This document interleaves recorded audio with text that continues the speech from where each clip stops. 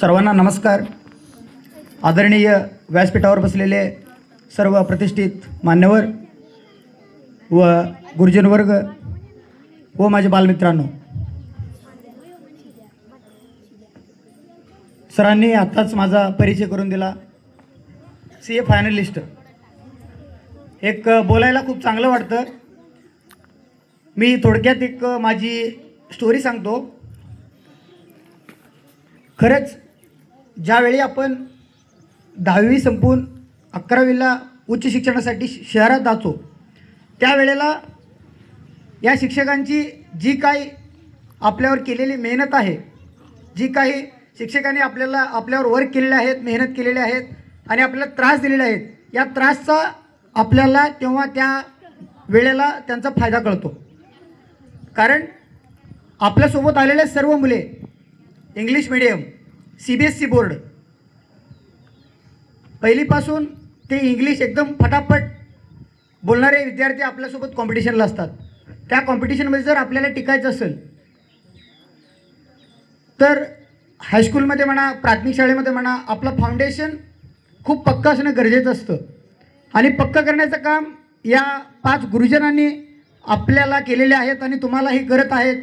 एक निरंतर सेवा त्यांनी करत आहेत विद्यार्थ्यांसाठी. खरंच ही एक खूप मोठी गोष्ट आहे. एक सामान्य विद्यार्थी एक असामान्य हे संपादन करतो, याचा मागचा शिक्षकांची खूप मोलाचा वाटा मानला जातो.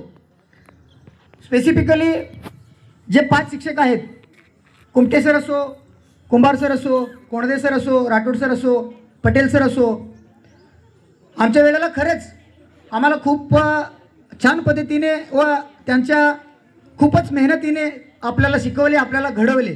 त्यामुळे आपण पुढे जाऊन टिकलो आणि स्पर्धेत एक आपला अलग छाप पाडण्याचा मी प्रयत्न केला आणि छाप पाडला. तर ते तुम्हाला सुद्धा पॉसिबल आहे. सुरुवातीला आपल्याला काय वाटतं की आपण खेड्यागावातून आहे, आपल्याला काय करायचं असतं हेच माहीत नसतं. येस, आता तुम्हाला बऱ्याच जणांना CA काय आहे हेच माहिती नसेल. कारण की माहिती नसतो, कोण करत नाही. कारण की सपोज खूप विद्यार्थी मी बघितलेले आहेत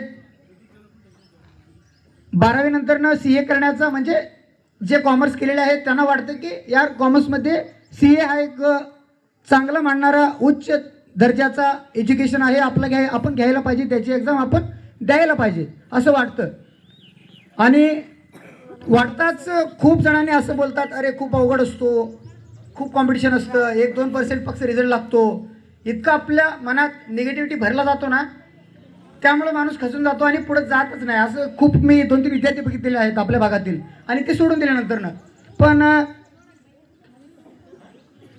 आपला इंग्लिश गणित वगैरे चांगलं असल्यामुळं आपण स्पर्धेत टिकलो आणि त्या स्पर्धा म्हणजे त्या भागात एक आपला स्मॉल सक्सेस म्हणा ते आपण करू शकलो.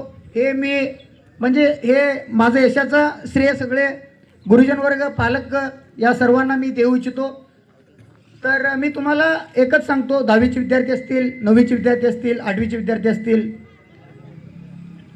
ही जी काय आपली शाळा आहे, खरंच या शाळेचा आणि या पिरियडचा तुम्ही आनंद घ्या. आपल्याला वाटतो पुढे गेल्यानंतर ना लवकर 10वी पास व्हावं, पुढं जावं, सोलापूरमध्ये शहरात शिकावं असं प्रत्येकानं वाटत असतं. पण तुम्हाला सांगतो आयुष्यभर तुम्हाला या गोष्टी आठवत राहतील आणि आपल्याला वाटत असतं, अरे यार हायस्कूल शाळेमध्ये परत गेलो तर खूप मजा येईल. सो एक शिक्षणाचा आनंद घ्या, त्याचा ताण घेऊ नका अजिबात. एक आनंद म्हणून बघा त्याच्याकडे. अभ्यासक्रम तर शिक्षकांनी ऑब्व्हियसली तुमच्याकडनं करून घेत असतील. आम्ही करत नसलो तरी शिक्षकांनी ते करून घेतात. It's a very great and big thing. कारण शहरामध्ये वगैरे एवढं लक्ष दिलं जात नाही. जाऊ दे, आपल्याला काय करायचं, केले नाही केले, आले गेले, त्यांचं. पण इथं असं नाही. प्रत्येक शिक्षक आपल्या पालकांप्रमाणे आपल्याला जपतात, सांगतात, शिकवतात, मारतात, रागावतात, कधी फटके बसतात, माहिती असेल. सो या गोष्टीचा एक आनंद घ्या आणि सगळेजण अभ्यास करा. आणि आपल्या गावामध्ये म्हणा, आजूबाजूच्या गावामध्ये म्हणा, आजकाल एज्युकेशनचा खूप क्रेज वाढतोय. सो तुम्हाला मी सांगतो की जे कोणी इंजिनियर असतील, जे कोणी चांगलं करत आहेत त्यांच्याशी थोडं बोला. ते गावामध्ये येत असतात त्यांच्याशी बोला. नवीन म्हणजे हे केलं तर काय होतं, याचा अर्थ काय, हे काय आहे नेमकं, थोडं बोलत.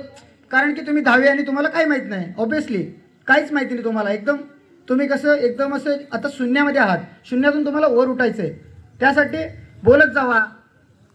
बोलण्यापेक्षा सगळ्यांकडे मोबाईल आहे, त्या मोबाईलचा जर व्यवस्थित आपण वापर केलं तर मला नाही वाटत की मोबाईलमध्ये कुठलीही गोष्ट सापडत नाही असं नाही आहे. आजकाल ChatGPT, आर्टिफिशियल इंटेलिजन्स माहिती आहे, बऱ्याच जणांना ChatGPT, आर्टिफिशियल इंटेलिजन्स, जेमिनी वगैरे वापरला असेल तुम्ही.